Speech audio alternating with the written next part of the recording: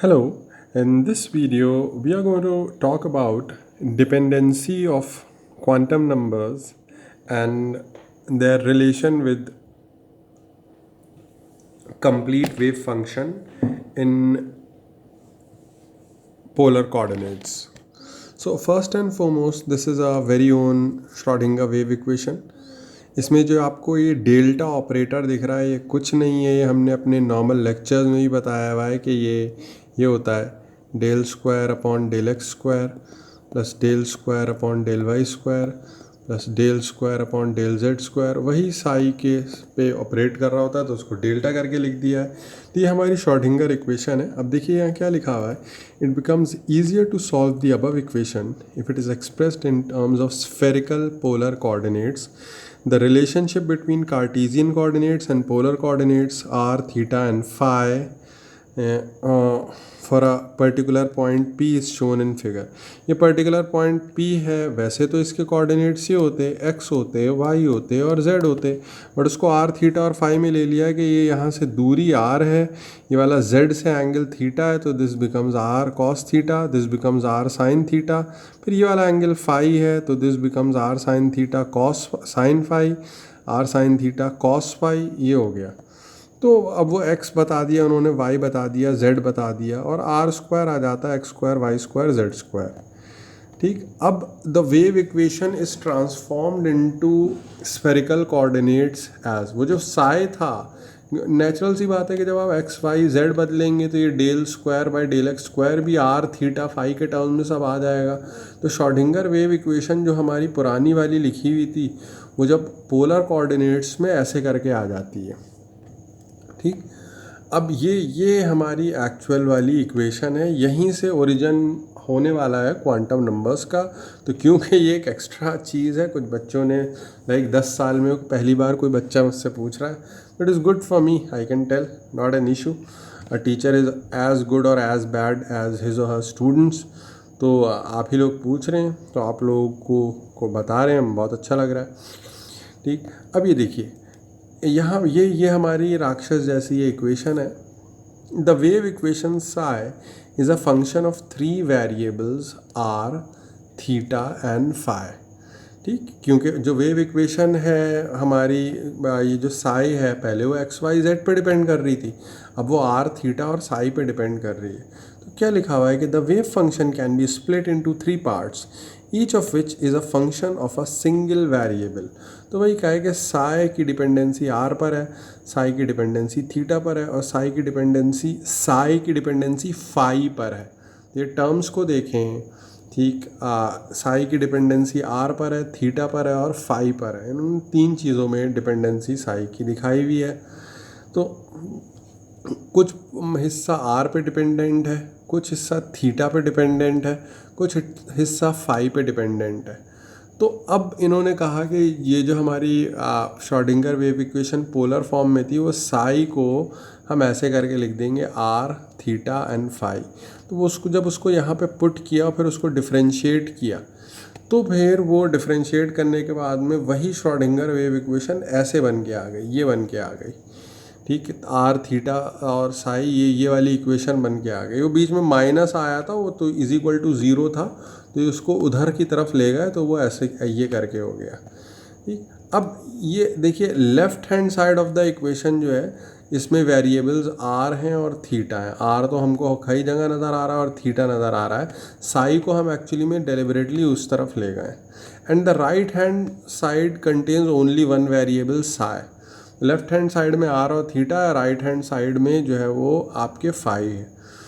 Thus the sum of two terms involved at the left hand side must always be equal to the term on the right hand side। यानी इधर दो जो चीज़ें हैं उनका जोड़ राइट हैंड साइड पे होना चाहिए। This can only happen if each side of this equation is equal to some other constant.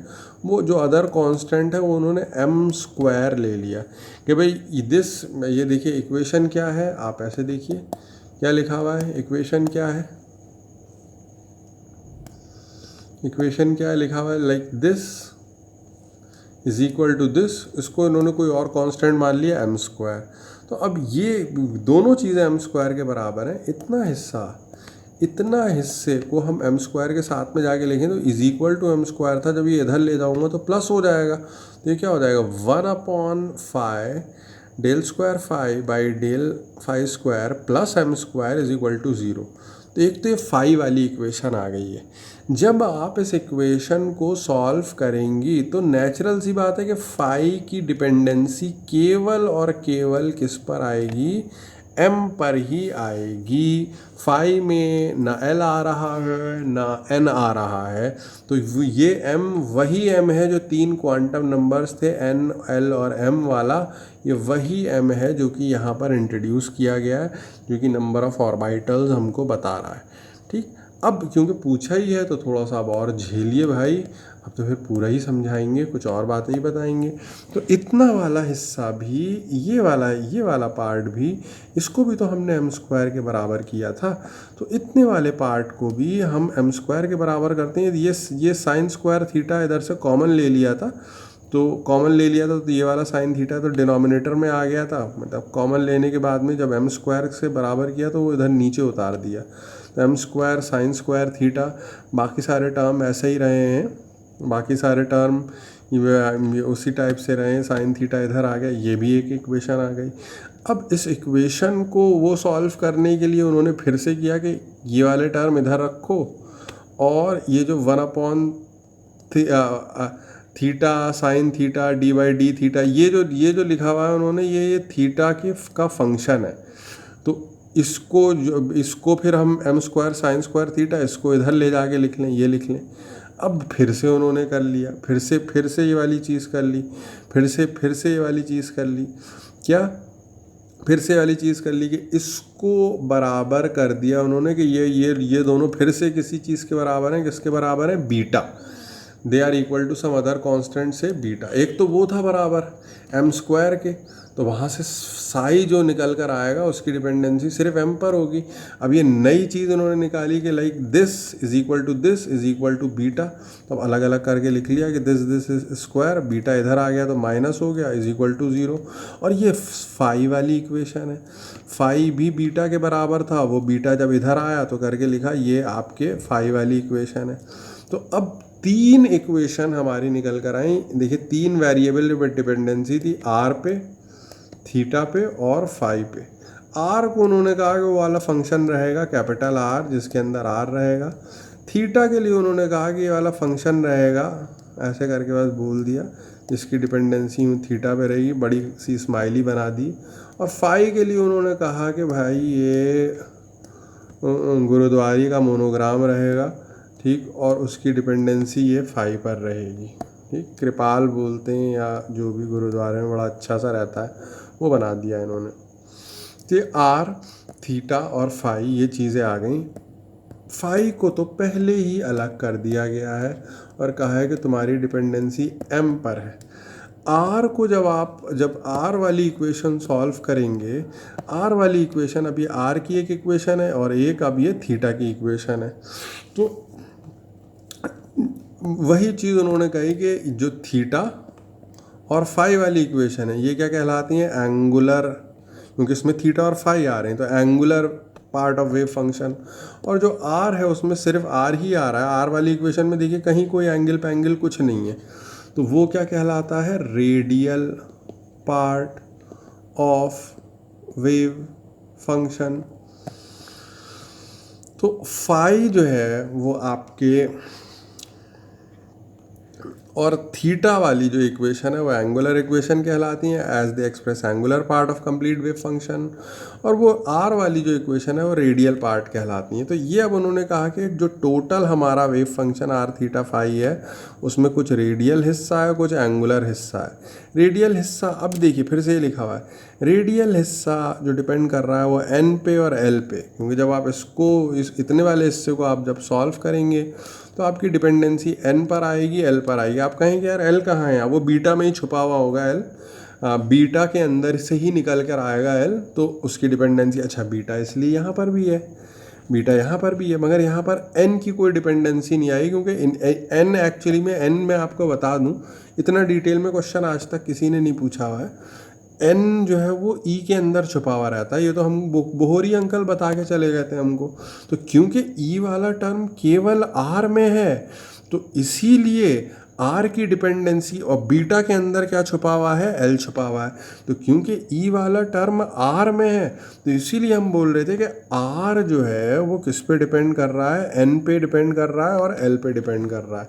But जब हम ये हमारा angular part of wave function जो थीटा वाला फंक्शन है उसमें कहीं एनर्जी का टर्म नहीं आ रहा है, केवल बीटा का टर्म आ रहा है, और बीटा जो डिपेंड कर रहा है वो आपके एल पे डिपेंड कर रहा है, उसकी डिपेंडेंसी एल पर है।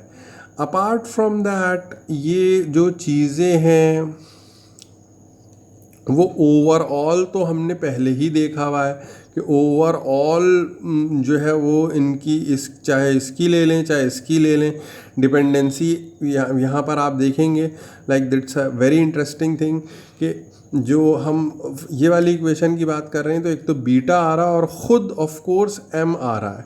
माइंड यू आर वाली जो इक्वेशन है वो एम से फ्री है, उसके अंदर या तो बीटा आ रहा है और एनर्जी के टर्म के कारण एन आ रहा है। वेरी इंटरेस्टिंग एंड कीन ऑब्जर्वेशन, वेरी इंटरेस्टिंग एंड कीन ऑब्जर्वेशन, वेरी इंटरेस्टिंग एंड कीन ऑब्जर्वेशन कि आर वाली जो इक्वेशन है उसके अंदर या तो ई है, ई अपने साथ में क्या, देखिए बीटा को दे भी रखा है इन्होंने, बीटा जो बाद में हम देखेंगे बीटा क्या है, L into L plus one.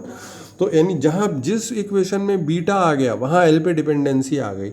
Are वाली इक्वेशन में बीटा तो आ ही गया तो एल की डिपेंडेंसी आ गई, और क्योंकि एनर्जी का टर्म आ गया है, एनर्जी का टर्म आ गया है तो एन पे भी डिपेंडेंसी आ गई, तो एन और एल दोनों पे डिपेंडेंसी है।